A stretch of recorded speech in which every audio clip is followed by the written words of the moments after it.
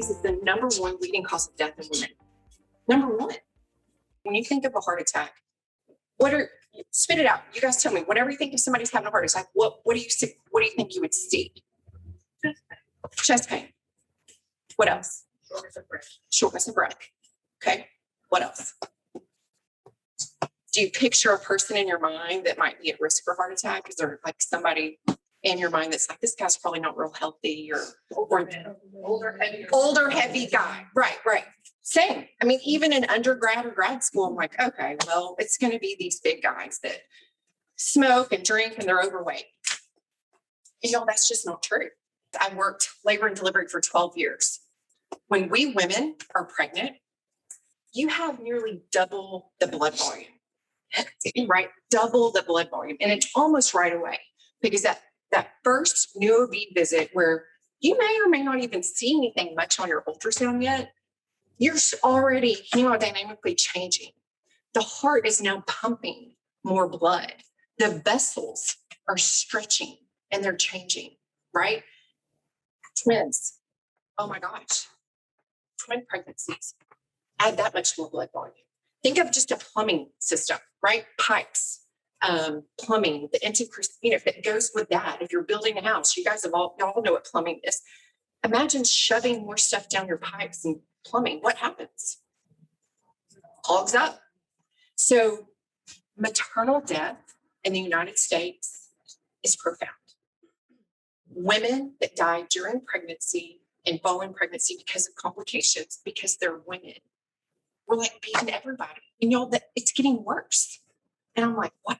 It's 2022. Like, should women still be dying with pregnancy or because of maternal complications following? No, I think one death is too much. I think one death. And so that's why we're here, is to educate you guys. So pregnancy changes, hemodynamic changes. Personally, my mother-in-law is a picture of health. She walks 4 miles a day. She's 67 years old. She weighs maybe 130-ish. She cooks at home. She's all into the organic. I mean, she won't even eat fruit if it's from different countries because of what they spray on it. I don't know how she knows this, but all the things she thinks she's doing are right. She called me about a month ago and she was like, Catherine, could me being stressed or anxious or worried make me like short of breath or make me have heart palpitations or kind of make it hard for me to go upstairs? And I said, no, sounds like your heart. Sounds like your heart. She's like, well, why would I have any heart issues? I'm 130 pounds. I eat vegetables. She's not a vegan, but pretty plant heavy diet. I said, well, your genetics, like we can't outrun genetics. We can't out-eat genetics. We can do a lot, but we still are somewhat predisposed to some things. Mm-hmm. I said, I really want you to go see your doctor. She went, blood pressure taken, had some blood work done, just a visit, your LDL and your HDL, right? Those are types of cholesterol. We women typically have higher HDL, the good one that kind of carries around our fat, basically, because of our estrogen. Again, men don't have it. So we automatically have a little bit more HDL than guys do. So that's a good thing. That's good. LDL, on the other hand, is kind of the thicker of the two, right? It's kind of the big guy that's just not as easy to carry around. Well, her LDL, the bad cholesterol, we'll say, was really, really high. HDL is okay. Triglycerides are really, really high. That really is like the fat on your steak that you're going to cut off. The white stuff that none of us want to eat, that circulates in our vessels and those veins that are on top of our heart.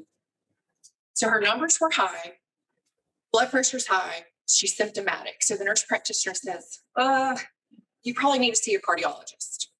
You probably need to go see an expert to have some more tests done. She says, do I have to? I'm about to go on vacation. We've had this plan for a year. We've already paid for it. And we get this stuff all the time. Like our health is never our first priority. Am I wrong? Like the vacation comes first, or again, the kids, like who's guilty of that? And if you don't want to share, you don't have to, but I've been guilty of that. I'll put it off. So she did. She went to Maine and ate a ton of lobster and salt and sodium and all those things, but she didn't feel good there. She was short of breath. Her heart was racing. She came back, went to the cardiologist, and he said, just simple EKG, putting some stickers on her chest. He said, I don't like how this looks. Something's wrong. Something's wrong here. So she goes in for what she thought was going to be a heart catheterization. It's where they shoot dye into your coronary arteries. They're looking for blockage. Her left main is what we call it. We call it the widow maker. Widow maker, because again, historically, we think heart attacks are men and only men. This is a 60-something-year-old lady who's petite, exercises, all the things. Her left main was 85% occluded. 85% occluded, which goes to the lower part of our heart that's responsible for pumping oxygenated blood to everything, right?